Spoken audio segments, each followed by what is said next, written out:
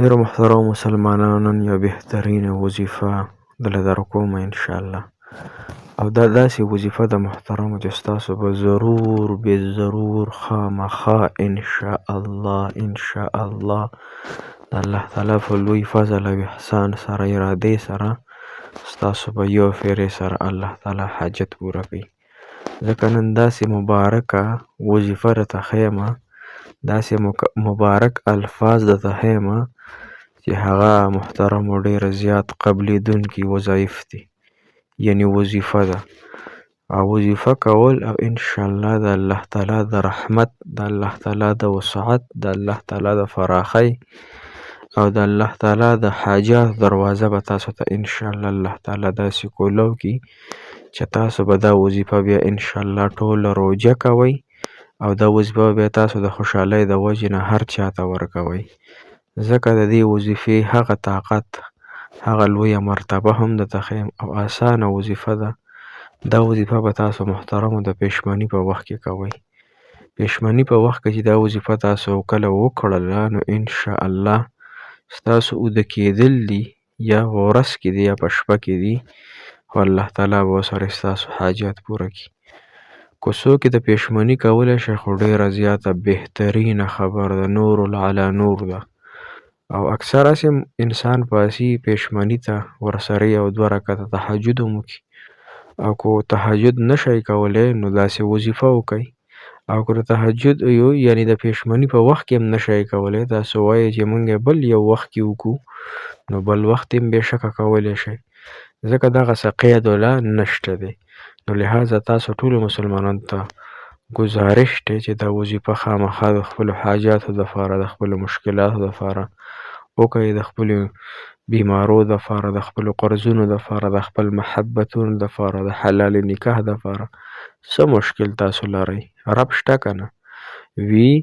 الله جل شانو یعنې علما کرام فرمایي که نه وي رب ته داسې مه وایه چې ربه مشکل لرم، رب ته داسې مه وایه، یعنې الله ته داسې مه وایه چې الله دا مشکل لرم.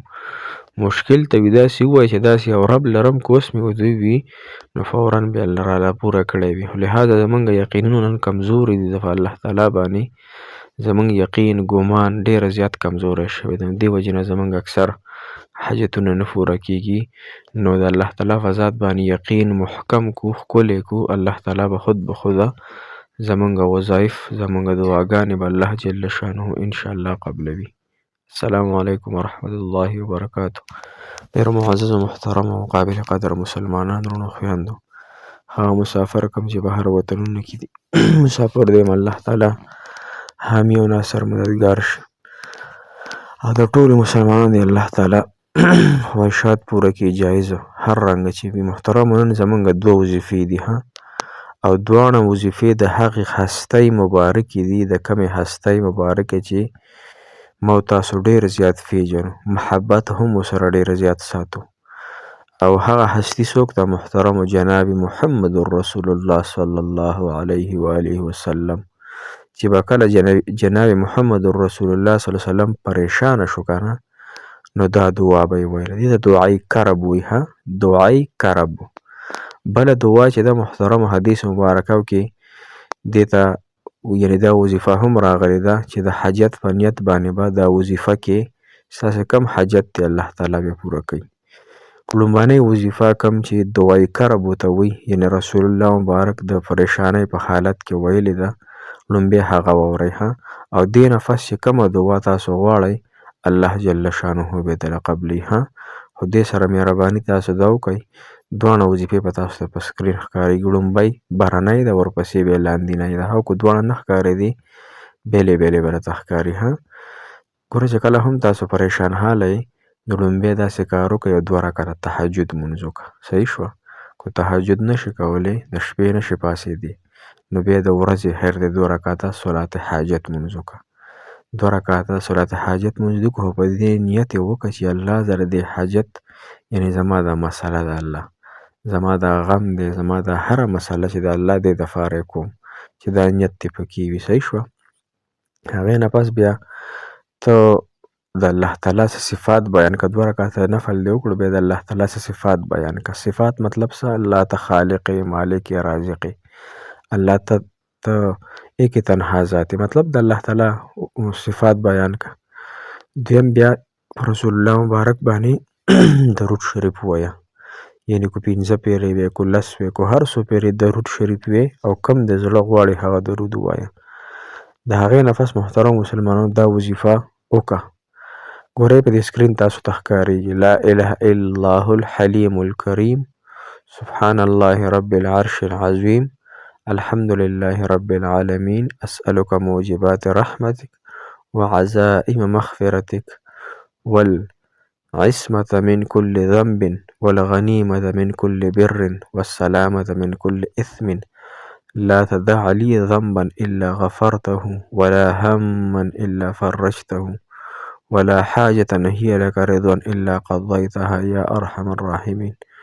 دا دعا ووایه، انشاءالله چې جایز حاجت دی وي او د زړه نه دې دا دعا غوښتلې وي، الله تعالی ته دې پکې جړلې وي یا نه وي، خو کم از کم چې فریاد خو دې ورته کړی وي، نو انشاءالله چې الله تعالی به ستا هر حاجت پوره کړي. محترمو زه درته هغه وظایف ښیم کوم چې رسول الله مبارک نه ثابت وي، او د رسول الله مبارک هر هغه لفظ چې د خولې نه وتلی دی نو د هغې سره الله جل شانه حاجتونه پوره کوي. دویم چې کوم دی وظیفه محترمو د پریشانۍ په وخت کې به رسول الله مبارک فرمایله او ویله بیا نو هغه ده په دې سره هم فورا الله تعالی حاجت پوره کوي. ها دا هم په سکرین تاسو ته ښکاري لا اله الا الله العظیم الحلیم، لا اله الا الله رب العرش العظیم، لا اله الا الله رب السماوات ورب الارض ورب العرش الکریم. دا وظیفه هم انشاءالله چې څو کرته یې تاسو ویلی شئ، دا پکې نشته چې 15 پیرې ووایه، 1 پیره یې ووایه، 2 یې ووایه، په اخلاص یې ووایه، په محبت یې ووایه، په تقوا او فرهیزګارۍ سره یې ووایه، انشاءالله الله تعالی به دې سره ستاسو حاجتونه پوره کړي، مشکلات په الله تعالی اسان کړي. ها اسانه طریقه یې دا ده چې 2 رکعاته نفل وکړه، بیا د الله تعالی څخه حمد او ثنا بیان کړه، بیا لومبنۍ دا وظیفه وکړه، ورپسې دا دویمه وکړه، د دې نه پس بیا درود شریف ووایه، بیا ځان دپاره دعا وغواړه، الله دا حاجت مې دی، الله دا مسله مې ده، الله دا الله تعالی ته یو خپله پریشاني ووایو، الله تعالی په دې خوشحالیږي، الله تعالی په خزانو کې کمی نه راځي، بل در هم نشته د الله نه ما سوا چې هلته لاړ شو. نو محترمو زموږ دغه یو الله دی او دغه یو الله جل شانه به حاجتونه پوره کوي. مشکل کشا هم هغه دی، الله دی، حاجت روا هم الله دی، بیماری راوستلو والا هم الله دی او بیماری لرې کولو والا هم الله دی، روح صحت ورکولو والا هم الله دی او پیسو ورکولو والا هم الله دی او رشتو راوستلو والا هم الله دی. دا ټولې مسلې الله تعالی د انسان حل کوي، خو چې انسان هم د الله تعالی په مرضۍ باندې زندگی تیره کړي، د الله تعالی په یعنی